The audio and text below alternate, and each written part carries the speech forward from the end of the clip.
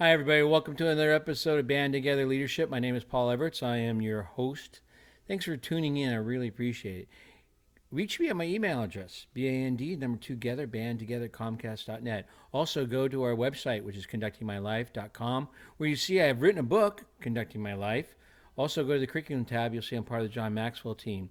This is done on the 25th of February, 10:51 a.m. from California. I live in Roseville, California, 20 minutes northeast of Sacramento.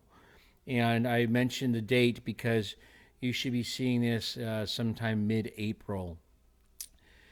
If you remember, I have no idea what it's going to be like, but since this is recorded on the 25th, that's a Friday, we are seeing the third day of Russia invading Ukraine.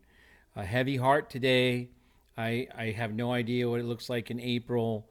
I do hope that things have calmed down. Uh, it's around Easter time when this is going to be put out. Resurrection of Christ, new beginnings, and such. I am sad to see the pain that Ukraine is going through. I do not support Russia right now. I have no idea what Russia is doing. And who knows what it looks like in April when you're watching this. But I want to make sure you understand that we are doing this recording today on February 25th, and you're seeing it in April. So today we are working, as we have been for the last several weeks, on John Maxwell's great book, The Irrefutable 21 Irrefutable Laws of Leadership. Strongly recommend you buy the book. The way this works is I read, skim some highlights of the book, have some personal reflection, and encourage you to get the book. And it could change your life if you want it to. So the law of buy-in simply says people buy into the leader than the vision. And that's a challenge right now as far as February 25th goes. People buy into the leader than the vision. The strong hand of Putin right now is awful. In the fall of 1997, a few members of Dr. Maxwell's staff and he had the opportunity to travel to India and teach 4 leadership conferences. India is an amazing country, full of contradictions. It's a place of beauty with warm and generous people, yet at the same time, millions and millions of its inhabitants live in the worst possible imaginable poverty, just awful poverty. It was there that Dr. Maxwell reminded of the law of the buy-in. Dr. Maxwell will never forget when his plane landed in Delhi, or Delhi? It's Delhi, isn't it? Delhi. Um, Exiting the airport, he felt as if they had been transported to another planet. There were crowds everywhere, people on bicycles, in cars, camels, elephants, people on the streets, some sleeping right on the sidewalks. Animals roamed free, no matter where we were, and everything was in motion.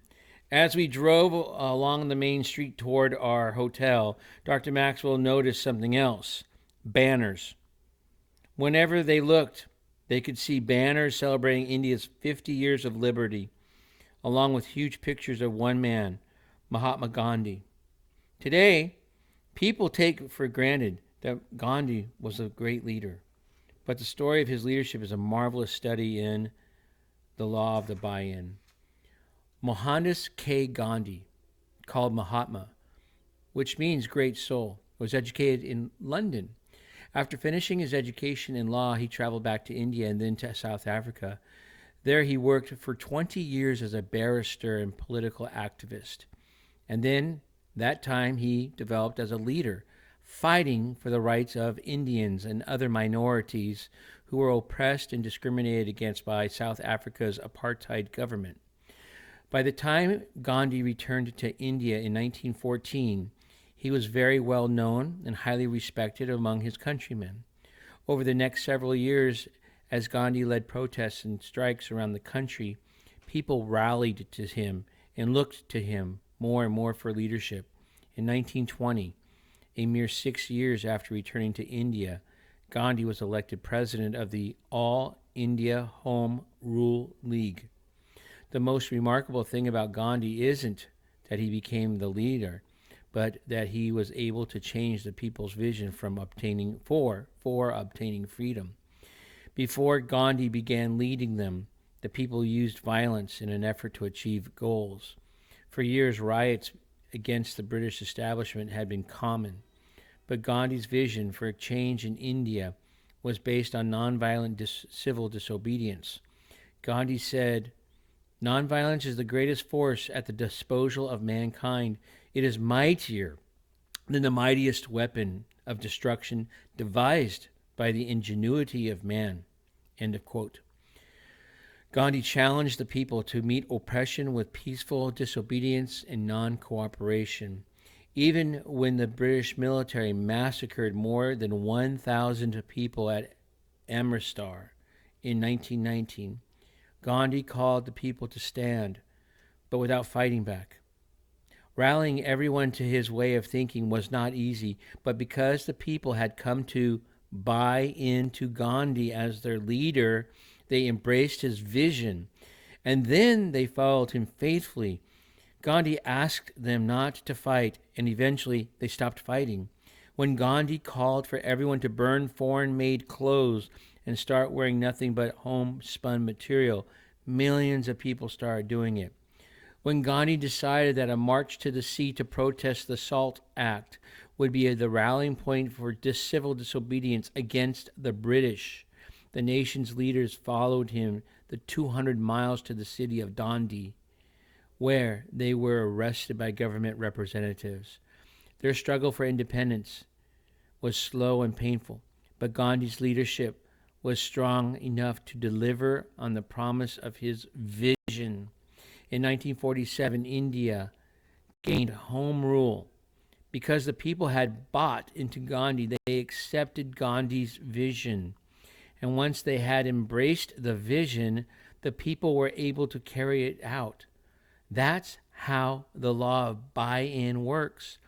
The leader finds the dream, and then the people. The people find the leader, and then the dream. So again, we don't want to put the cart first. When Dr. Maxwell teaches leadership seminars, he fields a lot of questions about vision.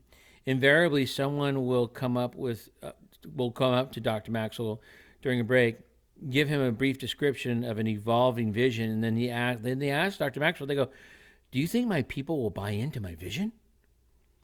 Dr. Maxwell's response is always the same. "First, tell me this, sir. Do your people buy into you?" You see, many people who approach the area of vision and leadership have it all backward. They believe that if the cause is good enough, people will automatically buy into it and follow it. But that is not how leadership really works. People do not at first follow worthy causes. They follow worthy leaders who promote worthwhile causes. People buy into the leader first, then the leader's vision. Having an understanding of that changes your whole approach to leading people. And then it goes on there, you are the message. Every message that people receive is filtered through the messenger who delivers it. If you consider the messenger to be credible, then you believe the message has value. That's one of the reasons actors and athletes are hired as promoters of products. People buy Nike shoes because they have bought into, well, at that time, Michael Jordan, not necessarily because of the quality of shoes. People want to go along with people they get along with. One more time. Once people have bought into someone, those people are willing to give his vision a chance. People want to go along with people they get along with. It's not an either or proposition. You cannot separate the leader from the cause he or she promotes. It cannot be done, no matter how hard you try. It is not an either-or proposition. The two always go together. So take a look at this table. So I'm going to show you the table, and then I'll read it to you. So there you go. Take a look at the table. Leader plus vision equals results. Don't buy in. Don't buy in. And then what happens? Don't buy in. You don't buy in. Get another leader. Don't buy in. Buy in. Get another leader. You buy in. Don't buy in, you get another leader. Buy in plus buy in equals you get behind the leader. So when followers don't like the leader or the vision, they look for another leader. When followers do not like the leader, but they do like the vision, they still look for another leader. When followers like the leader but not the vision, guess what? It changes. No, not the leader. The vision changes this time. And then when followers like the leader and the vision, they will get behind both. They will follow the leader no matter how bad conditions get or how much the odds are stacked against them. That is why the Indian people in Gandhi's day refused to fight back as soldiers mowed them down. That is what inspired the United States space program to fulfill JFK's vision and put a man on the moon. That is the reason people continue to have hope and keep alive the dream of Martin Luther King Jr., even after Martin Luther King was assassinated. That's what continues to inspire our followers to keep running the race. Even when they feel they've hit the wall and given everything they have got. As a leader, having a great vision and a worthy cause is not enough to get people to follow you. First, you have to become a better leader. You must get your people to buy into you. That is the price you have to pay if you want your vision to have a chance of becoming reality. As a leader, you don't earn any points for failing in a noble cause. One more time. As a leader, you do not earn any points for failing in a noble cause. You do not get credit for being right. Your success is measured by your ability to actually take the people where they need to go. But you can do that only if the people first buy into you as their leader. That's the reality of the law of buy-in. Woo, that's good stuff. Hey, everybody. Again, this is like, I believe, mid-April. We are planning to have a beautiful seminar down in Visalia, California. On Friday night, the 29th of April, we're doing a night for teens. Sometimes you win, sometimes you learn. Great book by Dr. Maxwell, meant for teenagers. That's at Cafe 210. The price is, I had said $10, $15. Either or, 10 or 15 would be great. But it's important to have you there, teenagers. We want you there. So please, please, please, please get down there. The next thing is that, again, it's 210, Cafe 210. And that will be from 7 to 9. And snack and drink is included. And I look forward to being with teenagers. I miss you guys. Next group is going to be the adults. The adults, we want to see you 9 a.m. to 3 p.m. It is at the First Presbyterian Church of Visalia. Not sponsored by them. No. It's downstairs. It's in there, I would call a fellowship hall. Great little hall. We hope to have 200 people there. You can get $55 for an individual. Table of 8, $400. Table of 8, $400. Going to be a great time. We're doing the 15 Invaluable Laws of Leadership by Dr. Maxwell. 15 Invaluable Laws of Growth, which can lead to leadership. 15 Invaluable Laws of Growth by Dr. John Maxwell. $55 individual and $400 a table of 8. Go to conductingmylife.com website. You should see information on there. Again, as I close, it's the 25th of February. I know you're watching this in April. We pray hard. We send good thoughts and love for a healing world. Right now, who knows what's happening in April. But right now, we are in a hurting situation. Okay? One more time. Visalia, California, April 29th. Sometimes you win, sometimes you learn for teens, 7 p.m. to 9 p.m., Cafe 210.